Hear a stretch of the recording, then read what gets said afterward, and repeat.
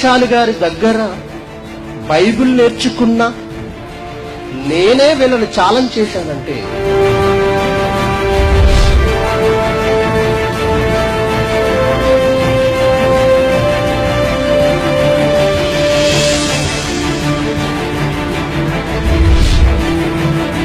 ప్రపంచానికి ఏదో జ్ఞానాన్ని బోధించారని చెప్పుకుంటున్నటువంటి ప్రతి వారిని తారుమారు చేయడానికి దేవుడు దిగకుండా జైశాలి పీడిస్తున్నారావు గారిని పుట్టించాడు. ఈ ప్రపంచంలో ప్రతి వాడికి సరైనటువంటి సమాధానం చెప్పాలి అంటే పీడి సుందరరావు గారు తప్ప ప్రపంచంలో ఎవ్వరు లేరండి.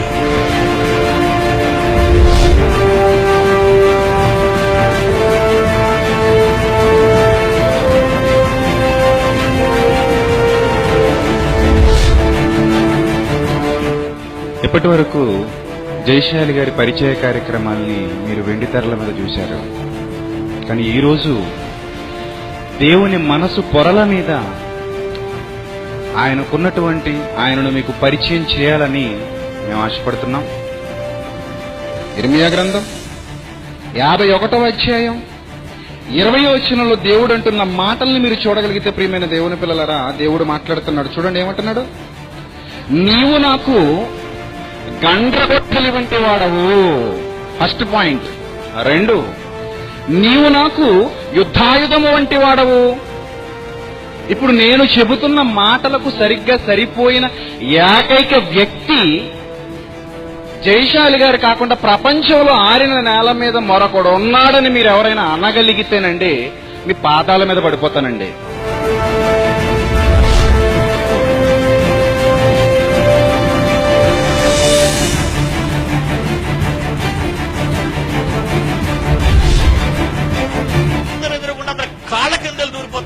జైశాలి గారు కాకుండా ప్రపంచంలో ఆరిన నేల మీద మరొకడు ఉన్నాడని మీరు ఎవరైనా అనగలిగితేనండి మీ పాదాల మీద పడిపోతానండి. క్రీస్తు వచ్చిన తరువాత ఆయన గాని అపోస్తలుడు గాని శిష్యులు గాని సంఘము గాని గెంతినట్టుగా ఒక్క రెఫరెన్స్ నాకు చూపించండి. మీ కాళ్ళ కింద దూరిపోతారు, మీ కాళ్ళ కింద దూరిపోతారు. కొత్త నిబంధనలో ఎక్కడైనా యేసు వచ్చిన తరువాత ఆయన గాని సంఘం గాని అపోస్తలు గాని శిష్యులు గాని గెంతినట్టుగా ఒక్క రెఫరెన్స్ చూపించండి. మీ కాళ్ళ కిందకు దూరిపోతాను. ఒక్క రెఫరెన్స్.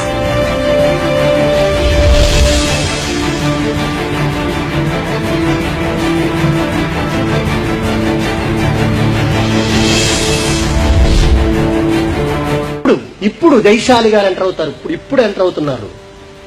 ఇప్పుడు ఎంటర్ అవుతున్నారు జైశాలి గారు. నిజంగా నువ్వు సంతకం పెట్టి నేను సిద్ధమైన ఒక లెటర్ రాని నాయన, ప్రపంచం గుర్తుండిపోయేటట్టు, ప్రపంచం ఎల్లుగెత్తి చెప్పుకునేటట్టుగా పోటీ చేద్దాం అన్నాడు ఆయన. కొండంత బలం అండి నాకు, కొండంత బలం నాకు, తిరుగులేదుగా.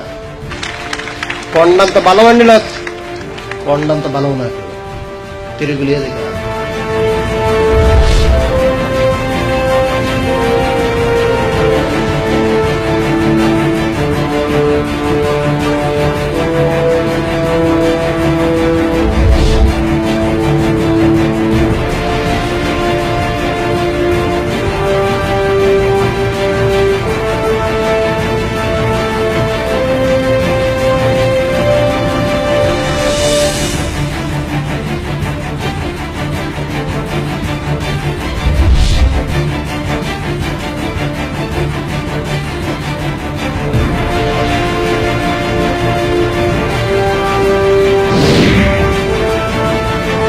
డాడీని అన్నగా జైశాలి గారిని పురుకొల్పుతారా? డాడీని అన్నగా జైశాలి గారిని పురుకొల్పుతారా?